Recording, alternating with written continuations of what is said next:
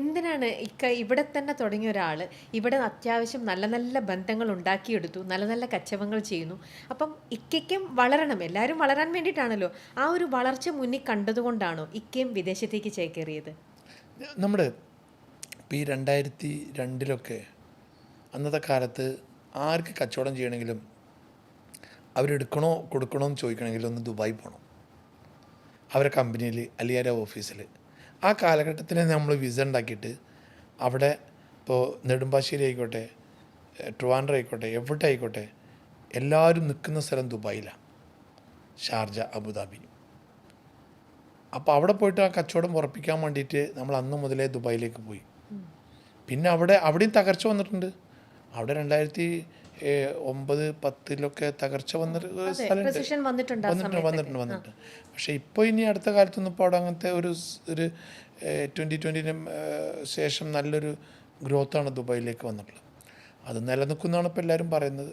അത് എന്തു സംഭവിക്കുക, ലോകത്തിൽ ഇപ്പോൾ പലതും പിന്നെ ലോകത്തിലെ എല്ലാ സ്ഥലത്തും ഇപ്പോൾ ട്രംപ് ആയിക്കോട്ടെ, പാകിസ്ഥാൻ ആയിക്കോട്ടെ, അല്ലെങ്കിൽ ചൈന ആയിക്കോട്ടെ, റിയൽ എസ്റ്റേറ്റ് ആണ് എല്ലാവരുടെയും ഒരു മെയിൻ ഒരു രാജ്യത്തിൻ്റെ സംഭവം, പ്രധാനപ്പെട്ട ഒരു സംഗതി. അത് ശ്രദ്ധിച്ചിട്ടുണ്ടെങ്കിൽ മണി വാല്യൂ തന്നെ ഷെയർ മാർക്കറ്റിലും ഇതെല്ലാം കണക്റ്റഡ് ആണല്ലോ. അതെ, കൊമേഴ്ഷ്യലായിട്ടും റെസിഡൻസ് ഏതാണെങ്കിലും മാളാണെങ്കിലും അങ്ങനത്തെ ഒരു ഇപ്പോൾ ഖത്തർ ആയിക്കോട്ടെ, ഏത് രാജ്യം ആയിക്കോട്ടെ, റിയൽ എസ്റ്റേറ്റ് ആണ് നമ്പർ 1. ചില ആൾക്കാർ എന്താ പറയുക, റിയൽ എസ്റ്റേറ്റിൽ ഞാൻ തന്നെ കണ്ടിട്ടുണ്ട്, ചെറിയ ചെറിയ ആൾക്കാരാണെങ്കിൽ പോലും ചില ആൾക്കാർ എന്തെങ്കിലും ഒരു ഡീല് വന്നു എന്ന് പറയുമ്പം അവരെങ്ങനെയും ചിലർ ഭയങ്കര മിടുക്കരാണ്, അവർ ഒറ്റയ്ക്ക് തന്നെ അത് ഹാൻഡിൽ ചെയ്യാൻ നോക്കും, അല്ലാതെ മാക്സിമം അതിന് വേണ്ടി ട്രൈ ചെയ്യും. ചില ആൾക്കാർക്ക് അയ്യോ എന്നെക്കൊണ്ട് ഒറ്റയ്ക്ക് അത് പറ്റില്ല, ഞാൻ അവിടെ ആൾക്കാരെ കൂടെ കൂട്ടും, അവിടെ അതുമായിട്ട് കണക്റ്റഡ് ആയിട്ട് വേറെ 1-2 പേര്, അപ്പം ഷെയർ അതനുസരിച്ച് അങ്ങോട്ടുമൊക്കെ സ്പ്ലിറ്റായി പോകും. എന്നാലും ചില ആൾക്കാർക്ക് ഒറ്റയ്ക്ക് അങ്ങനെ ചെയ്യാൻ ബുദ്ധിമുട്ടാണ്. ചില ആൾക്കാർക്ക് ഇപ്പോഴും ഒരു കൂട്ടുകാർ വേണം. പൊതുവെ കാരാടൻ സുലൈമാൻ എന്ന് പറഞ്ഞ ഈ ഒരു വ്യക്തിക്ക് എങ്ങനെയാണ് ഫങ്ഷൻ ചെയ്യുന്നത്? കൂടെ ഒരുപാട് പേര് വേണോ, അതോ ഡീലെല്ലാം നേരിട്ട് നേർക്കാണോ? ആദ്യകാലത്തെ ഇതിൻ്റെ തർക്കങ്ങൾ നല്ല ഉണ്ടായിരുന്നു. രമ്യ ചോദിച്ച ചോദ്യം ഭയങ്കര പ്രശ്നമായിരുന്നു.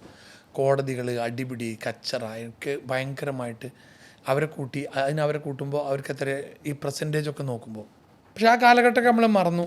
അതൊക്കെ അങ്ങനെ തരണം ചെയ്തിട്ട് ഭയങ്കരമായിട്ട് പ്രശ്നങ്ങളുണ്ടായിരുന്നു. ഞാനല്ലേ കാണിച്ചെന്നത്, നീ എന്നെ കൂട്ടിയത്, ഞാനല്ലേ ആളത്ത് കൊണ്ടുപോയത് എന്ന് ഭയങ്കരമായിട്ട് രമ്യ പറഞ്ഞ മാതിരി ഭയങ്കര പ്രശ്നം ഉണ്ടായിരുന്നു. പ്രശ്നമായിരുന്നു. മധ്യസ്ഥന്മാരും പഞ്ചായത്ത് പ്രസിഡന്റ് അങ്ങനത്തെ ആൾക്കാരൊക്കെ ഒരുപാട് മദ്യം പറഞ്ഞു. പക്ഷേ ഇപ്പോൾ നമ്മളൊരു സിസ്റ്റം വെക്കും. ഇപ്പോൾ ഇന്ന ഡീൽ ആര് കാണിച്ചു തന്നു. അപ്പോൾ ഞാൻ ഓഫീസിൽ കഴിഞ്ഞ ആഴ്ച തന്നെ ഒരു ഡീൽ നടത്തി. ആ ഡീലിൽ ആരൊക്കെയാണ് ബ്രോക്കേഴ്സ്, മീഡിയേഷൻ, ഇന്നാൾ, അത് എഴുതി അടിയിൽ സൈൻ ചെയ്തിട്ട് അവിടെ കൊടുക്കാൻ പറഞ്ഞു. ഇപ്പം അങ്ങനത്തെ ഒരു സിസ്റ്റം വന്നു. അത് എല്ലാവരും പാലിക്കുന്നത് നല്ലതാണ്. കാരണം എന്ന് വെച്ചാൽ ഇതുകൊണ്ട് ബന്ധങ്ങൾ നഷ്ടപ്പെടും, പ്രശ്നങ്ങളാവും. ഓരോരുത്തർ അത് എനിക്ക് അന്ന് ഞാൻ കാണിച്ചു തന്നല്ലോ. ഇപ്പം തന്നെ മംഗലാപുരത്ത് ചെറിയ പ്രശ്നമുണ്ട്. അയാൾ എനിക്ക് 2 കൊല്ലം മുമ്പ് കാണിച്ചു തന്നൊരു ഡീലിപ്പോൾ അവിടെ സംസാരിച്ചപ്പോൾ അയാൾ പറഞ്ഞു, ഞാൻ നിനക്ക് 2 കൊല്ലം മുമ്പ് കാണിച്ചു തന്നല്ലേ. സത്യത്തിലല്ലോ ഓർമ്മ ഉണ്ടാവില്ല. അങ്ങനെയുള്ള പ്രശ്നങ്ങൾക്ക് നിങ്ങൾ പറഞ്ഞ മാതിരി കണക്ട് ചെയ്ത ആൾക്കാർക്ക് എല്ലാവർക്കും കിട്ടണം. ഇതാണ് ചെറിയ പണി. രമ്യ ഒരു സ്ഥലത്തു നിന്ന് ഒരു സ്ഥലത്തേക്ക്, ഇപ്പോൾ ഞാൻ പിന്നെ ഒരാളെ കാറിൽ കയറ്റി എൻ്റെ കോഴിക്കോട് നിന്ന് എറണാകുളത്തേക്ക് വരുമ്പോൾ നീ ഒന്ന് കയറിക്കടാന്ന് പറഞ്ഞാൽ ഒരു കച്ചവടം നടന്നു കഴിഞ്ഞാൽ അയാൾക്കും കിട്ടും ഒരു ഷെയർ. അപ്പോൾ ഇത് വെറുതെ കിട്ടുന്നില്ല, ഇത് ഭയങ്കര അങ്ങനെ ഉണ്ടല്ലോ. അപ്പോൾ അവർ വിചാരിക്കും ഈ റിയൽ എസ്റ്റേറ്റിന് അങ്ങനെ പണിയുള്ളൂ. അവന് നമുക്ക് 5 ലക്ഷം കിട്ടിയില്ലേ, ഒരു 50,000, എന്താ 50,000 എന്തിനാ, വെറുതെ നീ വന്നാൽ അവിടെ വെച്ചടാ എന്ന് പറയുമ്പോൾ പിന്നെ ഇവൻ കടന്ന് ബ്രോക്കറാകുവാണ്. ഞാനത് കാണിച്ചാൽ അങ്ങനെ ഉണ്ടല്ലോ. അപ്പോൾ രമ്യ പറഞ്ഞവർ എല്ലാവർക്കും വീതം വെച്ച് കൊടുക്കുമ്പോൾ അവർക്ക് കിട്ടുമ്പോൾ ഒരു ഹരാണ്. അതിനൊരു രസം പറഞ്ഞറിയില്ല. ഞാൻ 2002-03 ആണെന്നറിയില്ല, എൻ്റെ ഓഫീസിട്ട സമയത്ത് അവിടെ ഞാൻ ചോറ് കഴിക്കാൻ പോകും.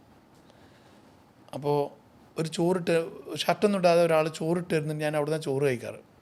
അയാൾ ഒരു ദിവസം പറഞ്ഞു, ഒരു പശുവൊക്കെ ഉള്ള ഒരാളുണ്ട് അവിടെ, കുറേ പശുവില്ല ആൾ, നമ്മുടെ വീടിൻ്റെ അടുത്ത് ഒരാളുണ്ട്, അയാൾക്ക് അവിടെ ഒരു സ്ഥലം കൊടുക്കാണ്ട്, ഒന്ന് വന്നു നോക്കുമെന്ന് വെച്ച് അയാളൊരു 3-4 പ്രാവശ്യം പറഞ്ഞപ്പോൾ ഞാൻ പോയി.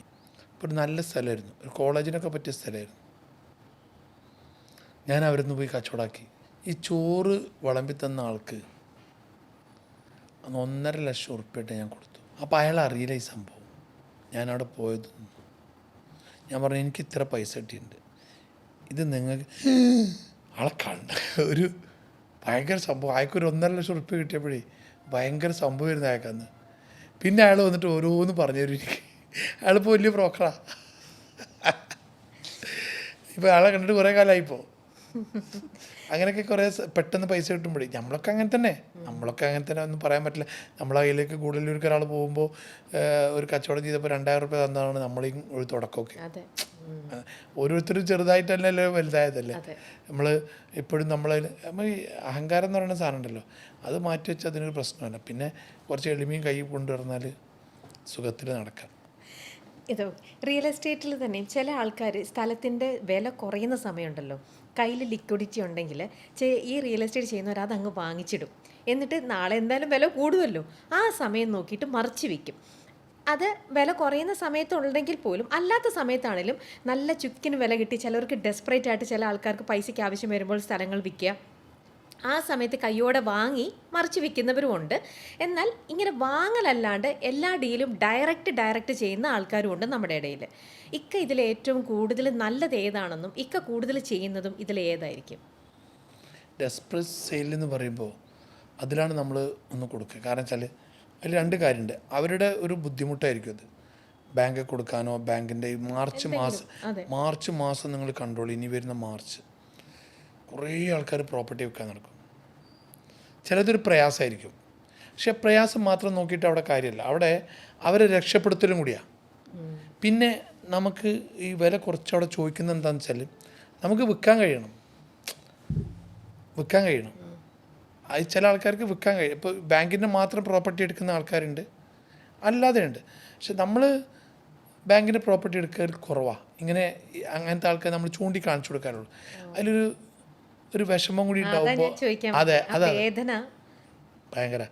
അപ്പോൾ ചില വീട്ടിൽ നിന്ന് ഇറങ്ങി പോകുന്ന രംഗം, പിന്നെ അവരുടെ ഒരു വലിയ സങ്കടങ്ങൾ എത്രയാണോ രമ്യ ഞാൻ കണ്ടിട്ടുണ്ടാവും. അപ്പോൾ അതുകൊണ്ട് അങ്ങനത്തെ ഡീലുകൾ ഞാൻ മെല്ലെ മാറി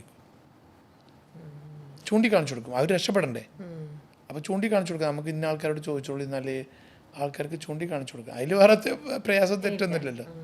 ചില ആൾക്കാർ കിട്ടണത് മറ്റുള്ളവർക്ക് ഇത്ര ആവശ്യമാണെന്ന് അറിയുമ്പോൾ ആ വേദന മനസ്സിലാക്കാതെ ചില ആൾക്കാരുണ്ടല്ലോ അല്ലേ ഇക്ക, ആ വേദനയൊന്നും മൈൻഡ് പോലും ചെയ്യുന്നില്ല. എനിക്ക് എൻ്റെ കച്ചവടം നടന്നാൽ മതി, ഇത്രയും അവർ അവിടെ ബാർഗെയിൻ ചെയ്ത് ഏറ്റവും വില കുറഞ്ഞ രീതിയിൽ അവരതിനെ വാങ്ങിക്കാൻ നോക്കും. അങ്ങനെ ചെയ്യണത് എന്താ പറയുക, അവരുടെ ഭാഗത്തുനിന്ന് നോക്കുമ്പോൾ ബിസിനസ്സാണ്, ബിസിനസ്സിൻ്റെ അതിൽ മനസ്സങ്ങനെ പോകരുത് പറയും. പക്ഷേ ഒരു പരിധിയിലേറെ ബാർഗെയിൻ ശരിയല്ല. ബാർഗെയിൻ ചെയ്യാറുണ്ട് നമ്മൾ, പക്ഷേ അവിടെ അപ്പോഴത്തെ ആ സാഹചര്യം അവരുടെ ഇതൊക്കെ നമ്മൾ നോക്കും. ചിലത് അവർ പറഞ്ഞതിന് വാങ്ങിയ സംഭവം എനിക്കുണ്ട്.